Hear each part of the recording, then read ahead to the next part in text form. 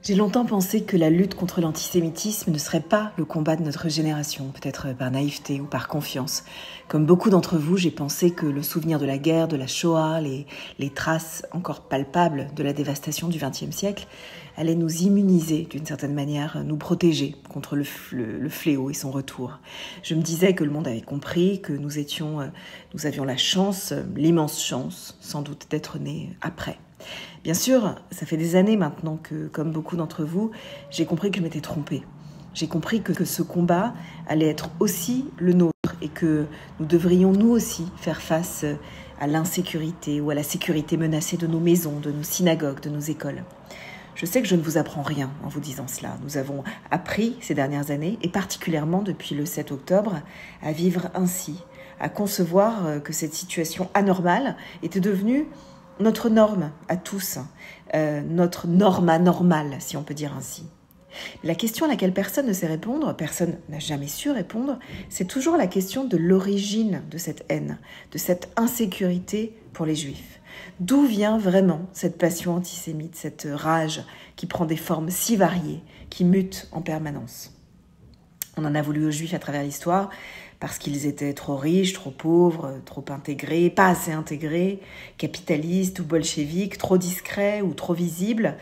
On les a accusés de ne pas avoir de territoire et aujourd'hui d'avoir une terre, bref, de tout et de son contraire. La haine mute et dans son expression, quelque chose reste pourtant fixe, notamment un élément identifiable, l'élément de la jalousie. On envie les Juifs à travers l'histoire pour des raisons étranges.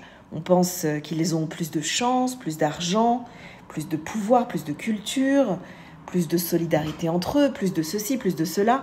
L'élément de la jalousie est presque toujours présent dans cette histoire. Si vous me permettez ce jeu de mots un peu lacanien, je dirais que les Juifs font toujours envie. Ils font envie, et c'est pour ça qu'on ne les veut pas en vie, qu'on en veut à leur vie. On en veut à leur vie parce qu'on les soupçonne toujours d'avoir quelque chose qu'un autre veut ou revendique comme ayant dû lui revenir. Et cette jalousie, de façon très particulière, est omniprésente même dans les textes sacrés. Il y a comme une conscience de cette envie chez nos sages, et tout particulièrement, peut-être plus que dans n'importe quel autre extrait de la Torah, c'est raconté dans la paracha de cette semaine, Toldot. Cette semaine, on lit la célébrissime histoire des jumeaux les plus connus de la Bible, Jacob et Ésaü. Vous savez, ces deux frères qui naissent en même temps et qui partagent la gémelléité. Tout le récit de leur vie pourrait être ainsi résumé. Ils ne sont pas destinés à recevoir la même bénédiction. Jacob reçoit la bénédiction transmise par son père, et Ésaü, lui, se vit comme privé de quelque chose qu'il aurait voulu avoir. Et il se tourne alors vers son père, et il lui dit, Vayomer Esav el Aviv, Ésaü dit à son père, Abracha achat hi lecha, avi, est-ce que tu n'as qu'une seule bénédiction à offrir, mon père? Bacheni gam ani, bénis-moi, moi aussi. Avi, mon père, vaïssa Esav kolo vayevk. Et Ésaü leva la voix et pleura. Ce qui est fascinant dans ce verset pour le lecteur, c'est que nous savons très vite qu'Isaac a effectivement une autre bénédiction à offrir. Chaque enfant reçoit la sienne, comme chaque peuple, chaque famille de la terre dans la Bible peut recevoir sa bénédiction. Mais la douleur d'un protagoniste, un homme ou une nation, vient souvent de l'idée que la bénédiction qu'il aurait voulu avoir aurait été donnée à un autre, en l'occurrence à Jacob, c'est-à-dire aux Juifs. Et c'est comme si le haineux ne pouvait se satisfaire de ce qui lui arrive, de ce qu'il est, parce que le Juif vient représenter celui qui lui a volé quelque chose et qui dès lors l'empêcherait d'être lui-même.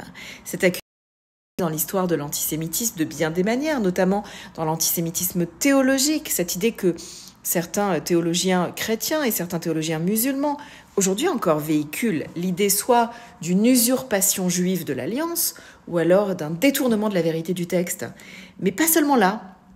René Girard, que vous connaissez sans doute, a beaucoup écrit sur la question de la violence mimétique et il suggère que dans presque toutes les civilisations, la violence surgit à travers l'histoire symbolique de frères jumeaux. Il mentionne par exemple Éthéocle et Polynice, les fils d'Oedipe qui s'entretuent, ou Romulus et Rémus, ou encore dans la Bible évidemment Caïn et Abel, Isaac et Ismaël, Ésaü et Jacob.